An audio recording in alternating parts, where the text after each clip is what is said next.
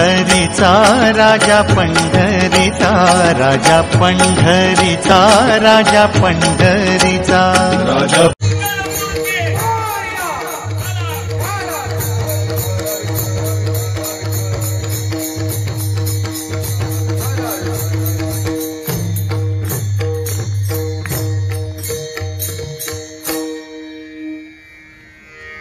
हेची दान देगा देवा, हेची दान देगा देवा, तुझा विसरण व्हावा.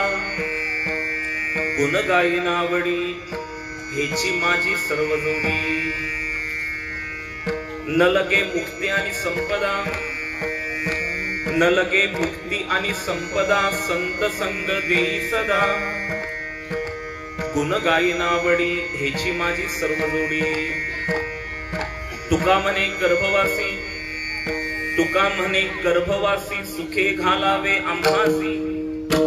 गुण गायीन आवडी, हेची माझी सर्व जोडी. निवृत्ती ज्ञानदेव सोपान मुक्ताबाई, एकनाथ नामदेव तुकाराम.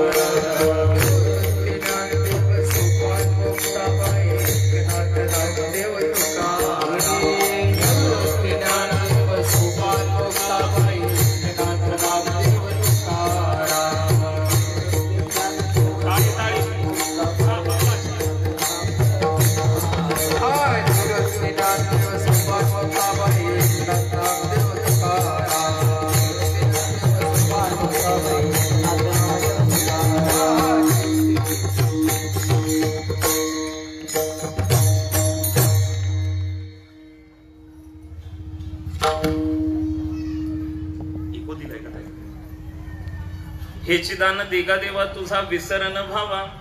गुण गायीन आवडी, हेची माझी सर्व जोडी. विश्वमांगल्याचं स्वप्न उराशी बाळगून अखिल मानव जातीच्या कल्याणाकरिता ज्यांनी गीतेवर ब्रह्मानंदाची लहरी प्रकट केली असे ज्ञानी यांचे राजे, योगी यांची माऊली, कैवल्य साम्राज्य चक्रवर्ती संत शिरोमणी माऊली महावैष्णव ज्ञानोबाराय भगवान. ज्ञानोबाऱ्यांनी मायबापांनो वारकरी संप्रदायाचा भागवत धर्माचा ज्ञानाने पाया रचला. ज्ञान देवे रचिला पाया, उभारिले देवालया.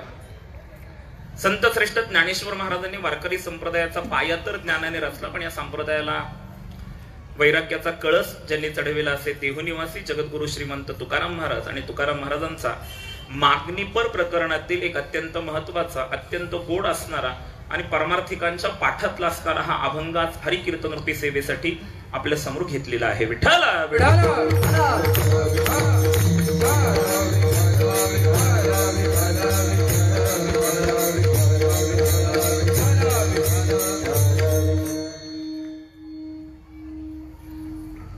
घुमतोय, बंद केला ना की तुम्हाला खूपच हे होतं. थांबत नाही, तो लगेच थांबत नाही. अतिशय सुंदर योग आहे. आपल्या शिळगावात हरिनाम कीर्तन सोहळ्याचं आयोजन करण्यात आलेलं आहे. या सोहळ्याचं 7वं वर्ष व या 7व्या वर्षामध्ये आजचे कीर्तन रूपी पुष्प भगवंताच्या चरणावर समर्पित करण्यासाठी आपण ग्रामस्थांनी मला आमंत्रित केलं. खरं तर हा कार्यक्रम, हा सोहळा हरिभक्तीपारायण वैकुंठवासी वामन बाबा, हरिभक्तीपारायण वैकुंठवासी सावळाराम बाबा महाराज, हरिभक्तीपारायण वैकुंठवासी वासुदेव महाराज, हरिभक्तीपारायण वैकुंठवासी रामदासभाऊ पाटील यांच्या कृपाशीर्वादाने व ब्रह्मीभूत महंत परमपूज्य स्वामी डी.के. दासजी महाराज व ब्रह्मीभूत परमपूज्य खडेश्वर महाराज विषयी यांच्या आशीर्वादाने आयोजित करण्यात आलेला हा कार्यक्रम. ह्या कार्यक्रमाचं 7वं वर्ष व या 7व्या वर्षामधील दुसऱ्या दिवशीचं कीर्तन रूपी पुष्प भगवंताच्या साधू संतांच्या चरणावर समर्पित करण्यासाठी आपण ग्रामस्थांनी मला आमंत्रित केलं. त्यानिमित्ताने तुम्हा सर्व मायबापांच्या दर्शनाचा योग मला माझ्या जीवनामध्ये घडतोय, हे मी माझं भाग्य समजतो. त्यानिमित्ताने वारकरी संप्रदायाचा निष्ठेने प्रचार प्रसार करणारी या गावातील, या भागातील, या पंचक्रोशीतील निष्ठावान वारकरी मंडळी टाळघुण साथीसाठी उपस्थित आहेत. पखवाज वादक असतील, सहगायक असतील व आपण सर्व माता पिता बंधू भगिनी तरुण मित्र आपणा सर्वांच्या चरणावर नतमस्तक होतो आणि माझ्या अभंग चिंतनाला प्रवृत्त होतो. विठ्ठल जगद्गुरु तुकोबारायांचा अभंग सेवेसाठी घेतलेला आहे. या अभंगाचा विचार करण्यापूर्वी मी माझ्या कीर्तनामध्ये एक 2-4 सूचना प्रारंभी करत असतो. त्या सूचनांचं आपण तंतोतंत पालन कराल अशी अपेक्षा बाळगतो आणि मग चिंतनाकडे येतो. कीर्तनातली पहिली सूचना अशी आहे की आपण हरी कीर्तन ऐकण्यासाठी बसलेलो आहोत, त्यामुळं पाठीचा कणा ताठ करून बसायचंय, म्हणजे व्यवस्थित बसायचंय. दुसरी सूचना, तसंही मी जास्त वेळ कीर्तन करणार नाहीये. मी नेहमी सांगत असतो की माणसाची मानसिकता ही 55 मिनिट ऐकण्याची असते. मानसशास्त्र असं सांगतं की 55 मिनिट माणूस ऐकू शकतो. ते बरोबर 55 मिनिट माझ्या हातामध्ये. आणि तसंही चांगल्या गोष्टींसाठी वेळ कमी लागतो असं म्हटलं जातं. मी नेहमी विचारत असतो प्रश्न, तुम्ही माझ्या प्रश्नाचं उत्तर द्याल असं मला वाटतंय. तुम्ही माझ्या प्रश्नाचं उत्तर द्या. मला सांगा, प्रवचन किती तासाचं असतं? गेले का काय घरी? बोला पटकन, बोललं तर कीर्तन आहे. प्रवचन किती तासाचं असतं माता भगिनींनो? 1 तासाचं. बोला बोला, मी तुमच्या लेकरासारख्या भावासारख्या, अजिबात घाबरायचं नाही. पटापटा उत्तर द्यायची, म्हणजे बरोबर 9 वाजते ना, उत्तर द्यायची पटापटा. प्रवचन किती तासाचं असतं दादा? 1 तासाचं. उत्तर येऊ दे बरं का. तुम्ही जेवलेच नाही असं बसलाय माझ्या समोर. बोला बोला, प्रवचन किती तासाचं असतं? 1 तासाचं. कीर्तन किती तासाचं असतं? 2 तासाचं. पिक्चर किती तासाचा असतो? हा, बघताय म्हणून उत्तर देतो. चल बघताय, हा जाऊ द्या, तिकडे नाही, मला तुम्हाला घेऊन जायचं. कीर्तन 2 तासाचं असतं. प्रितेश महाराज माझे बाबा सांगायचे, त्या 2 तासांमधला पहिला तास हा हेमंत महाराज सांगीतिक असतो आणि दुसरा तास हा चिंतनाचा असतो. तो दुसरा तास माझ्या हातामध्ये, ते चिंतन मांडण्याचा मी आपल्या समोर प्रयत्न करणार आहे. फक्त ह्या 1 तासामध्ये तुम्ही तुमच्या कानाचं आणि डोळ्याचं अनुसंधान माझ्या बरोबर ठेवायचं. म्हणजे मला कानाने पाहायचं आणि डोळ्यांनी झालं, धन्य झालं. कानाने मला ऐकायचं, डोळ्याने मला पाहायचं. आता शेवटच्या 2 सूचना. मी वक्ता आहे आणि तुम्ही श्रोते मायबाप आहात. तुम्ही माझ्यासाठी आई वडील आहात. जोपर्यंत तुम्ही मला अवधान देत नाही, जोपर्यंत तुम्ही मला आशीर्वाद देत नाही, जोपर्यंत तुम्ही मला प्रतिसाद देत नाही, तोपर्यंत मला बोलता येणार नाही. म्हणून मी इथून पुढे 1 तासभर तुमच्या समोर उभा राहून तुम्हाला साध घालेन. खाली बसून तुम्ही प्रतिसाद द्यायचा आहे. मग हा प्रतिसाद तुम्ही देणार कसा? तर माझं बोलणं चालू असताना तुम्ही फक्त एवढी मान हलवत राहायची. म्हणजे मला बरं वाटेल की तुम्ही कीर्तन ऐकताय. हा, मी तुमच्याकडे बघितलं की लगेच मला बरं वाटेल. म्हणजे आता इथून पुढे उत्तर द्या, ऐकू आलं पाहिजे बरं का, उत्तर द्या. म्हणजे आता इथून पुढे कीर्तन संपे तोपर्यंत उत्तर द्यायचं बरं का, आवाज आला पाहिजे. इथून पुढे कीर्तन संपे तोपर्यंत कीर्तन कळलं तरी मान हलवायची, नाही कळलं तरी बसला खटका. हा खटका महत्वाचा आहे. आता शेवटची सूचना करतो. जगातलं सर्व दुःख, ताट बसा पटकन. जगातलं सर्व दुःख, माझ्याकडे लक्ष द्या, जगातलं सर्व दुःख देवाने आपल्याच वाट्याला दिलंय असे चेहरे करून बसू नका. मला भीती वाटते बरं का. प्रसन्न चेहरे ठेवा. विठ्ठला विठ्ठला.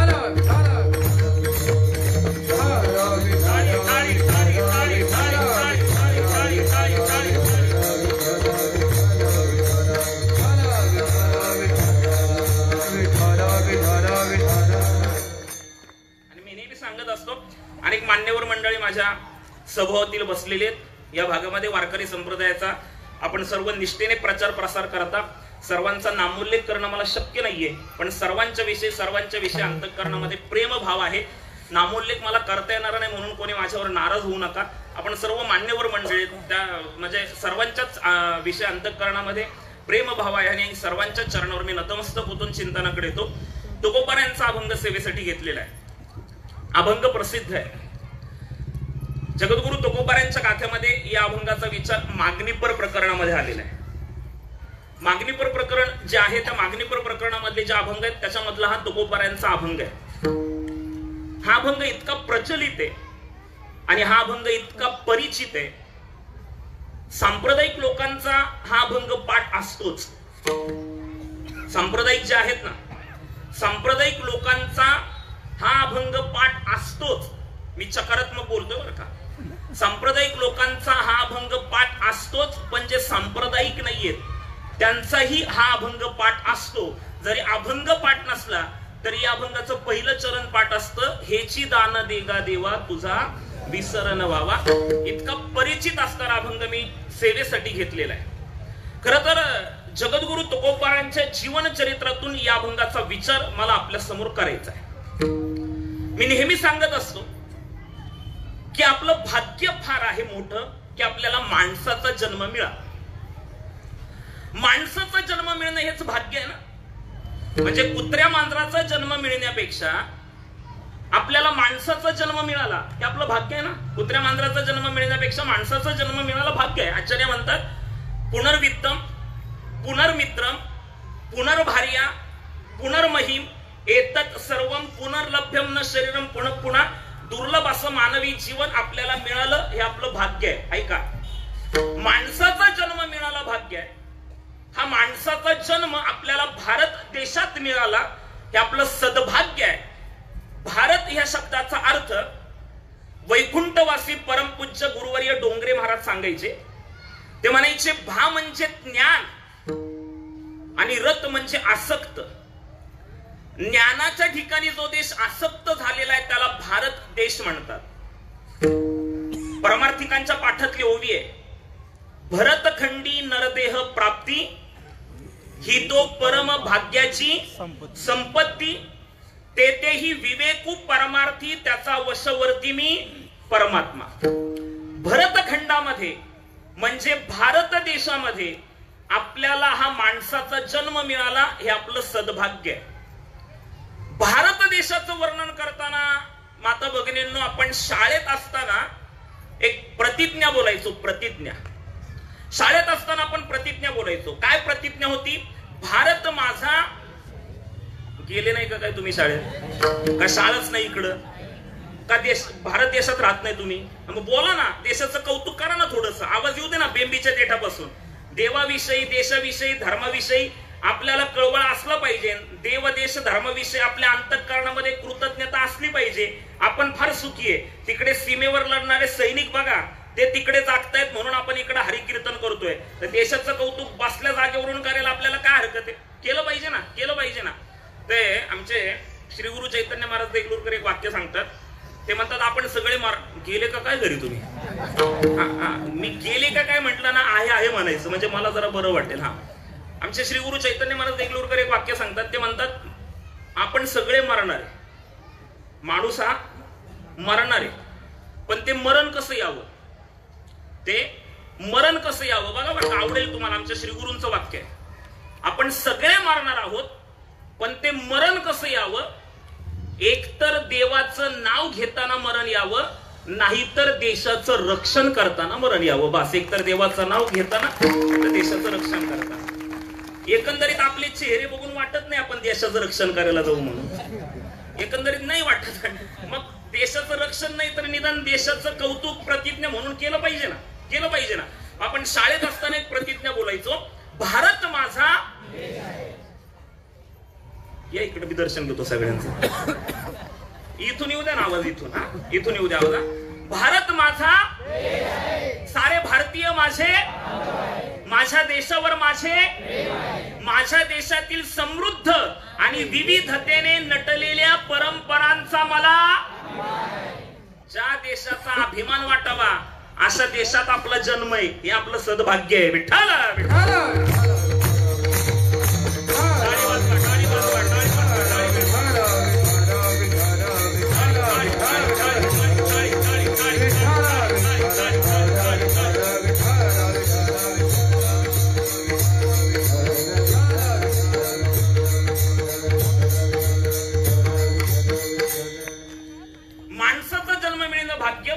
देशामध्ये मिळणं सद्भाग्य. आणि या माणसाचा जन्म भारत देशामध्ये मिळूनही, बसा बसा, आहे तिथे बसा, बसतील आलेल्यानंतर नका आलो आता, लक्ष माझ्याकडे द्या फक्त. हा माणसाचा जन्म आपल्याला भारत देशा मिळूनही इतर राज्यामध्ये मिळण्यापेक्षा साधू संतांच्या भूमीत म्हणजे महाराष्ट्र राज्यात मिळाला हे आपलं महद भाग्य आहे. ज्या ठिकाणी संत श्रेष्ठ ज्ञानेश्वर महाराज जन्माला आले, ज्या ठिकाणी पांडुरंगाचे प्रेम भांडारी नामदेव महाराज जन्माला आले,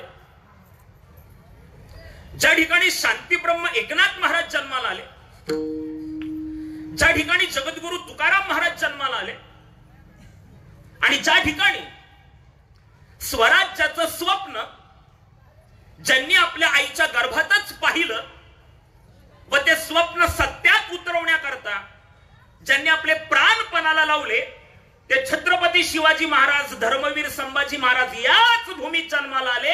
अशा पवित्र भूमीत आपण जन्माला आलो हे आपलं महद भाग्य आहे. राजांचं वर्णन करताना फार कोणीतरी सुंदर लिहिलंय. मला असं वाटतं हेमंत महाराज छत्रपती शिवाजी महाराजांचं, धर्मवीर संभाजी महाराजांचं वर्णन केल्याशिवाय कीर्तन केलं नाही पाहिजे, हे माझं मत आहे. त्यांचं वर्णन न करता जर कीर्तन केलं तर ती माझी कृतज्ञता ठरेल, कृतज्ञता नाही ठरणार. आपल्या देशातील, आपल्या राज्यातील सत्पुरुषांच्या विषयीची कृतज्ञता अंतःकरणामध्ये असली पाहिजे. देवाविषयी कृतज्ञता असली पाहिजे, संतांविषयी कृतज्ञता असली पाहिजे, सत्पुरुषांच्या विषयी कृतज्ञता असली पाहिजे, सैनिकांच्या विषयी कृतज्ञता असली पाहिजे, आई बापाच्या विषयी कृतज्ञता असली पाहिजे, समाजाच्या विषयी कृतज्ञता असली पाहिजे. काहीतरी असलं पाहिजे, त्यांच्याविषयी अंतःकरणामध्ये प्रेम असलं पाहिजे. माणसाने कृतज्ञ म्हणून जीवन जगू नये, कृतज्ञ म्हणून जीवन जगावं. आणि जो कृतज्ञ असतो ना, त्याचाच समाज खऱ्या अर्थाने आदर करत असतो. कृतज्ञता असली पाहिजे. राज म्हटलं ना, राज, तरुण मित्रांना तर माझं सांगणं आहे, राज म्हटलं ना, राज, लहान मुलगा असू द्या, तरुण मुलगा असू द्या, म्हातारा माणूस असू द्या, रक्त सळसळल्याशिवाय राहत नाही. राज म्हटलं ना, राज, स्त्री असू द्या, पुरुष असू द्या, रक्त सळसळल्याशिवाय राहत नाही. राज म्हटलं ना, राज, तरुण असू द्या, म्हातारा असू द्या, रक्त सळसळल्याशिवाय राहत नाही. ज्या वेळेस कोणालाच काही कळत नव्हतं, त्यावेळेस एका लहान मुलाच्या अंतःकरणामध्ये स्वराज्याची संकल्पना निर्माण झाली. आणि ती स्वराज्याची संकल्पना त्या लहान मुलाने आपल्या स्वकीयांच्या मनात बिंबवली. हजारो मावळे एकत्र केले आणि स्वराज्याची स्थापना केली. ही गोष्ट सामान्य नाही. म्हणून राजांच्या विषयी कोणीतरी फार सुंदर वाक्य लिहिलंय, अरे इतिहासाच्या पानावर, रयतेच्या मनावर आणि विश्वासाच्या प्रमाणावर ज्याने राज्य केलं ना, तो राजा म्हणजे छत्रपती शिवाजी महाराज आहे. आहोत कुठं आपण महाराज? इतिहासाच्या पानावर, रयतेच्या मनावर आणि विश्वासाच्या प्रमाणावर. हे लक्षात घ्या वाक्य. राजांच्या विषयी कुठेतरी मी एक वाक्य वाचलं, तो म्हणतो, देवासमोर मी उभा राहिलो, देव मला प्रसन्न झाला. देवाला मी पाणी मागितलं, त्याने समुद्र दिला. देवाला मी फुल मागितलं, त्याने बाग दिली. देवाला मी घर मागितलं, त्याने राजवाडा दिला. देवासमोर मी उभा राहिलो, देव मला प्रसन्न झाला. देवाला मी पाणी मागितलं, त्याने समुद्र दिला. देवाला मी घर मागितलं, त्याने राजवाडा दिला. देवाला मी फुल मागितलं, त्याने बाग दिली. आणि देवाला मी देवच मागितला, तेव्हा त्याने छत्रपती शिवाजी महाराजांसारखा राजा दिला. छत्रपती शिवाजी महाराजांसारखा राजा दिला. काय कर्तृत्व आहे आपल्या राजांचं. म्हणून मानवी जीवन जगत असताना माझ्या तरुण मित्रांना तर सांगणे, साधू संतांचे गुण आणि छत्रपती शिवाजी महाराज आणि धर्मवीर संभाजी महाराजांचं कर्तृत्व आपल्या अंगी असणं अत्यंत गरजेचं आहे. जन्माला यायचं, मरून जायचं, काय अर्थ आहे महाराज? नुसतं राजे तुम्ही पुन्हा जन्माला या, मग आपण काय हातात बांगड्या भरल्यात का काय? आम्ही पण कर्तृत्व केलं पाहिजे. आमच्या जीवनामध्येही त्या कर्तृत्वाला काहीतरी प्राधान्य दिलं पाहिजे. ही भूमी संतांची आहे. ते माझे परमार्थिक मार्गदर्शक प्रमोद महाराज एक फार सुंदर दृष्टांत देतात, आठवला म्हणून सांगतो. म्हणजे सिकंदर राजा इकडे भारतात यायला निघाला. फार सुंदर गोष्ट आहे. भारतात यायला निघाल्यानंतर श्री गुरूंचं दर्शन घ्यायला गेला. गुरु महाराजांचं दर्शन घेतल्यानंतर गुरु महाराजांनी विचारलं, कुठे चाललायस? म्हटले, भारतात चाललोय. फार छान गोष्ट आहे. मला या भूमीचं फक्त महत्व पटवून द्यायचंय, समजावून सांगायचं. कुठे चाललायस? गंभीर चेहरे करून बसू नका, अजिबात गंभीर चेहरे करून. कोणाला असं वाटत असेल की गंभीर चेहरा करून महाराजांच्या समोर बसला म्हणजे महाराजांवर प्रभाव पडत. माझ्यावर अजिबात प्रभाव पडत नाही, कोणाचाच पडत नाही. आणि अजिबात गंभीर चेहरे करून बसू नका. उगाच फार अख्खा गाथा पाट्या असं तर नकाच बसू माझ्यासमोर. जर खेळीमेळीच्या वातावरणामध्ये बसा. ते गुरु महाराज म्हटले, कुठे चाललायस? म्हटले, भारतात चाललोय. माझ्यासाठी काही आणशी? आपली आज्ञा शिरसावंद्य. राजा होता, गुरु होता. राजा होता, कोणाच्या दर्शनाला गेला? गुरुच्या दर्शनाला गेला. आजकाल लोक गुरु करत नाहीत. आजकाल लोक गुरु करत नाहीत. आणि गुरु असला तर त्याच्यावर गुरगुर केल्याशिवाय राहत नाही. गुरुवरच शिरजोर चाललेला असतो. राजा होता, आपली आज्ञा शिरसावंद्य. काय आणू सांगा? अरे भारतामधून माझ्यासाठी 3 वस्तू आणशील? आणतो ना गुरु महाराज. काय आणू सांगा? राजा भारतात चाललाय. भारतामधून मला पहिली गोष्ट काय न्यायची असेल तर भारतीयांचा धर्मग्रंथ श्रीमद भगवद्गीता घेऊन ये. आणतो गुरु महाराज. श्रीमद भगवद्गीता धर्मग्रंथ आहे. ज्या ग्रंथाचा प्रारंभच धर्म या शब्दाने झालेला आहे. धर्मक्षेत्रे कुरुक्षेत्रे समवेता युत्सवा मामका पांडवशैव किम कुर्वत संजय. किंवा असा एक समन्वय साधला जातो की म्हणजे श्रीमद भगवद्गीता पूर्ण धर्म या शब्दामध्ये बांधली गेलेली आहे. असे काही ज्येष्ठ मंडळी सांगतात ना की भगवद्गीतेतला पहिला श्लोक आहे धर्मक्षेत्रे कुरुक्षेत्रे समवेता युत्सवा मामका पांडवा शैव किम कुर्वत संजया, आणि भगवद्गीतेतला शेवटचा श्लोक आहे यत्र योगेश्वरः कृष्ण यत्र पार्थो धनुर्धरा तत्र श्री विजोर्भूतीर ध्रुवा नीतिर्मतिर् मम. पहिला धर शेवटचा म, धर्म या शब्दामध्ये संपूर्ण भगवद्गीता. राजा भारतामधून जर तुला काय आणायचं असेल तर भारतीयांचा धर्मग्रंथ श्रीमद भगवद्गीता घेऊन ये. आणतो महाराज. दुसरी वस्तू काय आणू? राजा भारतात चाललायस, भारतामधून मला दुसरी वस्तू आणायची असेल तर भारतामधली पवित्र नदी गंगा, त्या गंगा नदीचं पाणी घेऊन ये. आणतो गुरु महाराज. महाराज तिसरी गोष्ट काय आणू? आता मात्र गुरु महाराजांच्या डोळ्यामधून पाणी आलं आणि गुरु महाराज राजाला सांगू लागले, राजा भारतात चाललायस, भारतामधून तुला मी श्रीमद भगवद्गीता हा ग्रंथ आणायला सांगितलाय, भारतामधून मी तुला पवित्र अशा गंगा नदीचं पाणी आणायला सांगितलंय, पण राजा तिसरी वस्तू आणायला सांगत असताना मी तुला हे आवर्जून सांगतो, मी तुला हे कटाक्षाने सांगतो, राजा भारतात गेल्यानंतर तुला श्रीमद भगवद्गीता हा ग्रंथ आणता आला नाही तरी चालेल, भारतामधून तुला पवित्र अशा गंगा नदीचं पाणी आणता आलं नाही तरी चालेल, पण राजा भारतात गेल्यानंतर महाराष्ट्रात जायला विसरू नको आणि महाराष्ट्रातून साधू संतांच्या पायाखालची माती आणायला विसरू नको, जी माती मी माझ्या कपाळाला लावेल आणि माझ्या जीवनाची सार्थकता प्राप्त करून घेईल. ही भूमी संतांची भूमी आहे. विठ्ठला विठ्ठला.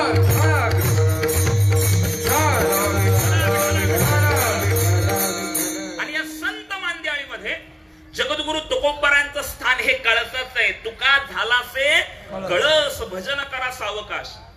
वारकरी संप्रदायाची परंपरा घरामध्ये. वारीच्या निमित्ताने जगद्गुरु तुकाराम महाराज पंढरीला गेलेले आहेत. पंढरपुरामध्ये जावं. पंढरपूरमध्ये गेल्यानंतर काही विधी सांगितलेला आहे. काय विधी आहे? चंद्रभागे स्नान विधी तो हरिकथा. चंद्रभागेमध्ये स्नान करायचं, हरिकथा ऐकायची, साधू संतांच्या सहवासात राहायचं आणि मग देवाच्या दर्शनाला जायचं.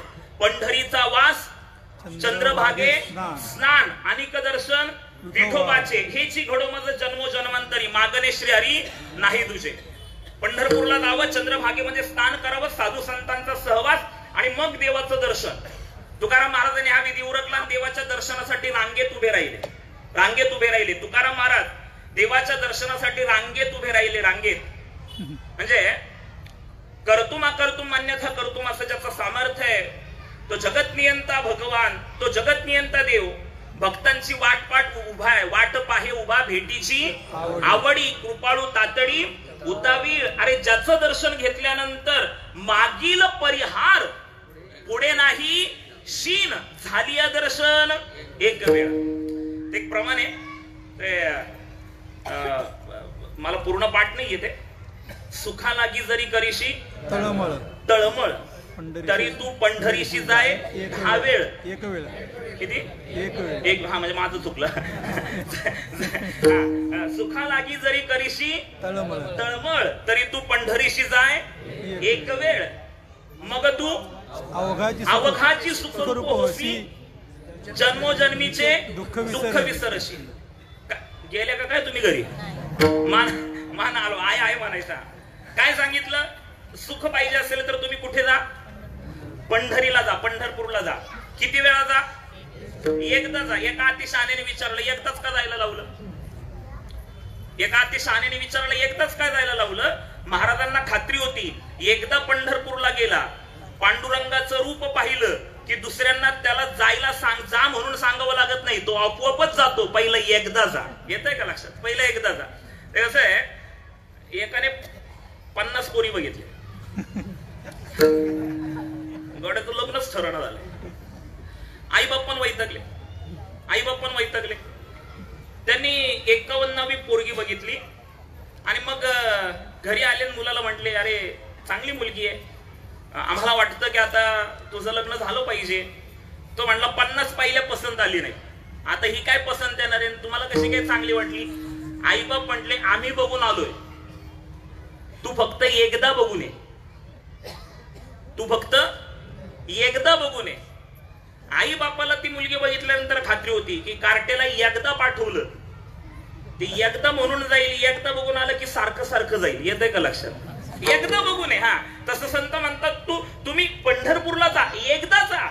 सुख पाहिजे ना तुम्हाला. हा, मग सुख कुठे आहे? सर्व सुखाच्या आगर बापरो खुमा. हा, सुख कुठे आहे? तुका म्हणे माझे हेची सर्व सुख पाहिन श्रीमुख. सुख कुठं आहे? अरे सुख हे भगवंत सर्व सुखाच्या म्हणजे काय ते सुख रूप ऐसा तुझा कोणी सांगा. सुख रूप ऐसा तुझा कोणी सांगा.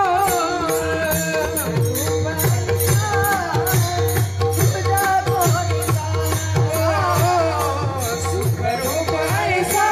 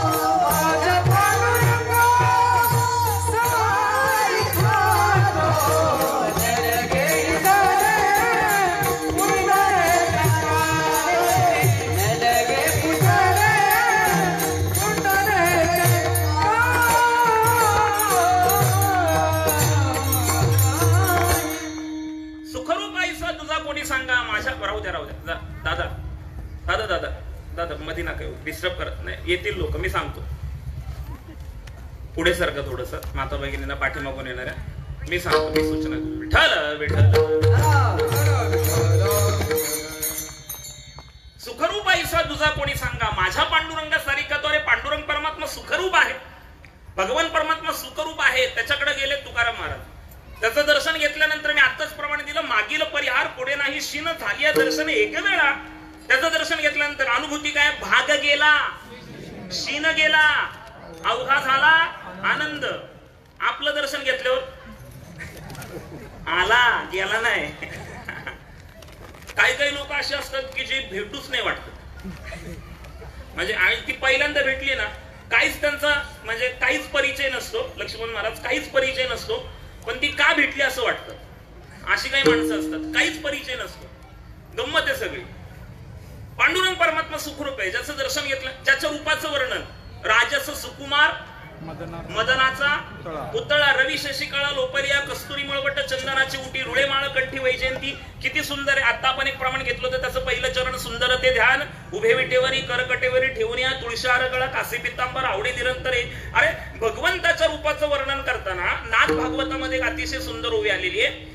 श्री कृष्णाच्या रूपापुढे लक्ष्मी भुलोनी झाली वेडी, मदन पोटा आले बापुढे, तेथ कोणीकडे इंद्रचंद्र. देव इतका सुंदर दिसतो. देवाच्या सौंदर्यामध्ये आणि आपल्या सौंदर्यामध्ये काय फरक आहे? आपण लहानपणी चांगले दिसतो, तरुणपणी बरे दिसतो. गेले का काय घरी तुम्ही? लहानपणी आपण चांगले दिसतो, तरुणपणी बरे दिसतो. म्हातारपणी आरसाच बघायचं नाही. येतंय का लक्षात? आरसाच बघायचं नाही, बघण्यासारखं काय राहिलेलं नसतं. पण देव किती सुंदर आहे. आमचे श्री गुरु चैतन्य महाराज देहलूरकर देवाच्या सौंदर्याच्या रूपाचं वर्णन करताना, अर्थात देवाच्या सौंदर्याचं वर्णन करताना एक दृष्टांत सांगतात. दृष्टांत फार सुंदर दृष्टांत आहे. देव किती सुंदर आहे ते सांगतोय मी. किती सुंदर आहे देव. आपण लहानपणी खूप छान दिसतो. ते विनोदाने एक गोष्ट सांगत असतो. आपण लहान असतो ना, लहान त्यावेळेस किती गोंडस दिसत असतो. खूप गोंडस दिसतो आपण लहानपणी, गोंडस दिसतो. बाळ सगुण गुणाचं तान, बाळ दिसतंय गोजीरवान. अरे आपण लहानपणी खूप छान दिसत असतो. सगळे आता घरी गेल्यानंतर आहे ना, जुने फोटो काढा, फोटो इतके छान गोंडस दिसत असतो. मी लहान होतो, तिसरीत होतो, आणि पखवाज वाजवायचो त्यावेळेस. माझं शिक्षण पखवाजाचं माझं भाग्य थोर आहे. वैकुंठ असे परमपूज्य गुरुवर्य बाबूरावजी डवरी गुरुजी यांच्याकडे माझं पखवाजाचं शिक्षण झालं. तिसरीत असताना मी पखवाज वाजवायचो. आणि माझ्या आजोबांना असं खाली बसून पखवाज वाजवलेला आवडायचा नाही. घोडीवर पखवाज ठेवायचा आणि मग पखवाज वाजवायचा. माझा पाय पोचायचा नाही. मग खाली चौरंग ठेवायचा, चौरंगावर पाठ ठेवायचा आणि पाटावर मग आम्ही उभं राहायचं आणि मग पखवाज वाजवायचा. कितवीत असताना? तिसरीत असताना. लहान होतो ना, उंचीनी लहान होतो. उंचीनी तिसरीत असताना उंचीनी लहान होतो. आता जर तुम्ही माझ्याकडे नीट बघितलं ना तर मी आडवा वाढलोय, उभा नाही वाढलो. येते जाड झालोय पण उंच काय झालेलो नाही. त्यावेळेस तर लहानच होतो. आणि मग मी कीर्तनामध्ये पखवाज वाजवायचो. तुमच्यासारख्या सगळ्या लोकांना कौतुक वाटायचं ना, लहान पोरग पखवाज वाजवते. तिसरीत असताना मी पखवाज वाजवायचो आजोबांच्या कीर्तनामध्ये. मग ते लोकांना कौतुक वाटायचं. आणि मग कीर्तन झालं ना की अशी ज्येष्ठ मंडळी माझ्या जवळ यायची आणि मला मांडीवर बसून घ्यायची. कितवीत असताना? तिसरीत असताना मांडीवर बसून घ्यायची, माझ्या गालावरून हात फिरवायची, माझा मुका घ्यायची आणि मला म्हणायची, पुरुषोत्तम किती रे गोड पखवाज वाजवला. म्हणजे मी तिसरीत असताना चांगला पखवाज वाजवला की लोक मला मांडीवर बसून घ्यायची, माझा मुका घ्यायची. आता मी कितीही चांगलं कीर्तन करू द्या, येते का लक्ष तुमच्या? कोणी मांडीवर बसून घेत नाही. लोक म्हणतील याला मांडीवर बसून आपली मांडी कुठं मोडून घ्या. लहानपणी आपण चांगलं दिसतो. भगवंताचं रूप कसं माहितीये का? भगवान परमात्मा जन्माला आला, निश्चित धामाला जाईल तोपर्यंत गोडच दिसत होता. आमचे श्री गुरु चैतन्य महाराज देगलूरकर एक दृष्टांत सांगतात, देव किती सुंदर आहे. गोड तुझे रूप, गोड तुझे नाम. काय करतं मग ते? देई मज प्रेम सर्व काळ. भगवान परमात्मा इतकं सुंदर आहे. म्हणजे देवाचं रूप तुम्हाला मला आवडतं यात नवल नाही. देवाच्या रूपाच्या प्रेमात देवच पडला अशी गोष्ट सांगितली जाते. ते रामायणामध्ये कौरवांचं आणि पांडवांचं युद्ध ठरलं.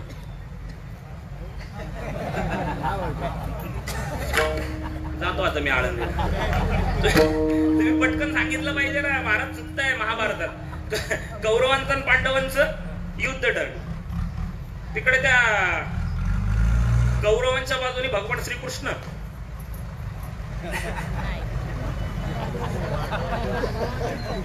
आता फार 4G 5G यायला लागलं तरी अजून 2Gतच खेळताय का तुम्ही? लक्षात घ्या ना पटकन. कौरवांचं पांडवांचं युद्ध. कौरवांकडून कोण? भगवंताचं सैन्य. आणि पांडवांकडून कोण? पांडवांकडून कोण? भगवान परमात्मा. ती गोष्ट किती सुंदर सांगितली जाते ना, बघा ना. म्हणजे देव जिकडे असतो तिकडे विजय निश्चितच आहे. देव घेऊन या चक्र गदा हाच धंदा करीतो, भक्त राखी पायापासी दुर्जनाशी संवारी. बस भक्तांचं रक्षण करणं. परित्राणाय साधूनाम विनाशाय दुष्कृताम धर्म संस्थापनार्थाय संभवामी युगे युगे. भक्तांचं रक्षण करणं, धर्माची स्थापना करणं, दुष्टांचं निर्दळन करणं हे भगवंताचं काम आहे. तर कौरव पांडवांचं युद्ध ठरलं आणि मग त्या गुप्त बैठका चालू झाल्या. देव किती सुंदर आहे यावर बोलतोय. गुप्त बैठका चालू झाल्यानंतर एक बैठक भगवंताकडे झाली, भगवंताच्या वाड्यात झाली, भगवंताच्या राजवाड्यामध्ये झाली. आणि ती गुप्त बैठक संपली 1-1:30 वाजता, 1:30-2 वाजता, मध्यरात्री संपली. सगळेजण झोपण्यासाठी निघून गेले. बैठक संपली, मीटिंग संपली, सगळेजण झोपण्यासाठी निघून गेले. भगवान देवही झोपण्यासाठी शेज घरामध्ये गेला. माता भगिनींनो ऐकताय कीर्तन? देव पण झोपण्यासाठी कुठे गेला? शेज घरामध्ये गेला. शेज घरामध्ये. शेजघर कळतं? शेजघर कळतं? मी तुम्हाला शुद्ध मराठी भाषेत सांगू का? देव झोपण्यासाठी बेडरूम मध्ये गेला. आलं का लक्षात? आता आलं लक्षात. तुम्ही हसला म्हणजे आलं लक्षात. देव कुठे गेला? झोपण्यासाठी गेला, शेज घरामध्ये. आणि मग तिकडे गेल्यानंतर देव थकला होता. थकतो ना माणूस, काम करून थकतो. कमीत कमी माणसाने 8 तास काम केलंच पाहिजे. आणि काम केल्यानंतर माणसाला थकवा येतो. मी विनोदाने सांगत असतो, काही माणसं काम करून थकतात आणि काही माणसं काम न करता थकतात. माझा एक मित्र आळंदीतला, संध्याकाळी मी एके दिवशी माऊलींचं दर्शन घेऊन मंदिराच्या परिसरामध्ये उभा असताना तो माझ्याकडे आला, मला भेटला. चेहऱ्यावर थकवा जाणवत होता. मी त्याला विचारलं, का रे जरा थकल्यासारखा दिसतोय? तो म्हणला, हा पुरुषोत्तम आज दिवसभर झोपलो होतो, झोपून जरा थकवाच आला, माझ्या डोक्यालाच मुंग्या आल्या महाराज. माणसांना काम करून थकवा येतो, याला झोपून थकवा आला होता. माणसं थकतात, देवही थकला होता. अरे जग ज्याच्यामुळे चालतोय तो देव किती थकला असेल? देव थकला होता. आणि मग देवाचं अंग जड पडलं होतं. मग आपण आळस देण्याकरता काय करतो? आळोखे पिळोखे देतो ना. आपण हात वर करतो, जोरात आळस देतो. देवाने पण अशा हात वर केले, आळोखी पिळोखी दिल्या. आळोखी पिळोखी देत असताना देवाचे डोळे बंद झाले आळस देत असताना. आणि देवाने डोळे जेव्हा उघडले तेव्हा समोर आरसा होता. आणि आरशामध्ये देवाला देवाचं प्रतिबिंब दिसलं. आरसा होता ना समोर. काय होता माता भगिनींनो? समोर काय होता? आरसा. बोला बोला, काय होता? आरसा होता. आरशामध्ये देवाला देवाचं प्रतिबिंब दिसलं, म्हणजे देवाला देवच आरशामध्ये दिसला आणि देवाने स्वतःचं प्रतिबिंब आरशामध्ये पाहिल्यानंतर देव बेहद खुश झाला स्वतःचं प्रतिबिंब पाहून. 2 पावलं पुढे झाला आणि त्या आरशावरून स्वतःच्या प्रतिबिंबावरून देवाने हात फिरवला आणि देवच देवाला काय म्हणतो माहितीये का? देवच कोणाला म्हणतोय? देवाला म्हणतोय किती रे सुंदर दिसतोय. कोण कोणाला म्हणतोय? कोण कोणाला म्हणतोय? देवच देवाला म्हणतोय. काय म्हणतोय? किती रे सुंदर दिसतोयस. देवच देवाला म्हणतोय. पुढचं वाक्य आहे का? किती रे सुंदर दिसतोयस. हेमंत महाराज कोण कोणाला म्हणते? देवच देवाला म्हणतोय किती रे सुंदर दिसतोय. पुढे काय म्हटलं माहितीये का? देव देव स्वतःलाच म्हणतोय, आरशामध्ये बघतोय स्वतःला, किती रे सुंदर दिसतोय, किती रे गोड दिसतोय, किती रे छान दिसतोय, किती रे मस्त दिसतोय. खरं सांगू, पुढचं वाक्य बरं का देवाचं, खरं सांगू मुलगी जर असतो ना तर तुझ्या बरोबर लग्नच केलं असतं. कोण म्हणतोय? देवच म्हणतोय. कोणाला म्हणतोय? देवालाच म्हणतोय. म्हणजे देवच देवाच्या रूपाच्या प्रेमात पडला. इतका देव सुंदर आहे. विठ्ठल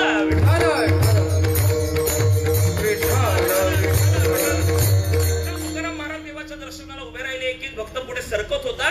तुकाराम महाराज देवाच्या चरण सानिध्यामध्ये आले आणि मग देव भक्ताचा संवाद चालू झालाय. कंठी प्रेम दाटे, डोळ्यासमोर चित्र उभं करा. कंठी प्रेम दाटे, नयनी नीर लोटे, हृदय प्रगटे रामरूप. ह्या भावावस्थेवर देव भक्त गेलेले आहेत. डोळ्यासमोर चित्र आणा आणि देव भक्ताचा संवाद चालू झालाय. देव म्हणतोय तुकोबा बरं आहे ना रे? हो भगवंत बरं आहे. तुकोबा माझी एक इच्छा पूर्ण करशील का रे?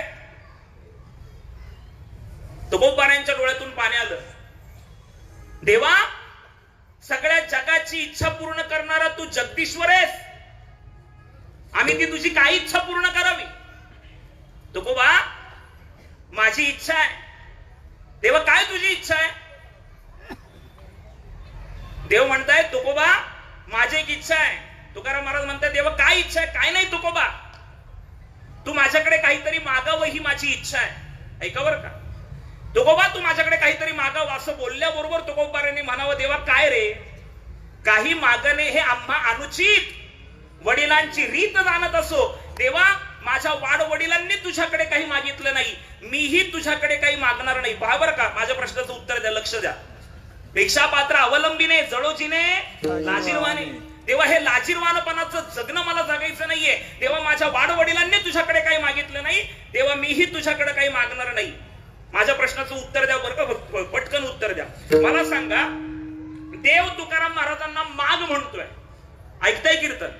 देव गेले का काय घरी? बोला ना पटकन. देव तुकोबारायांना माग म्हणतोय. तुकाराम महाराज मागतायत का? उत्तर द्या पटकन. नाही मागत. देव तुकोबारायांना माग म्हणतोय, पण तुकोबाराय मागतायत का? नाही मागत. आपण जेव्हा देवाच्या दर्शनाला जातो तेव्हा देव आपल्याला कधीच माग म्हणत नाही, पण आपण मागितल्याशिवाय बास धन्य झालो कीर्तनाला. बास असं खरं बोलायचं. आमचे श्री गुरु चैतन्य महाराज देगलूरकर एक दृष्टांत देतात.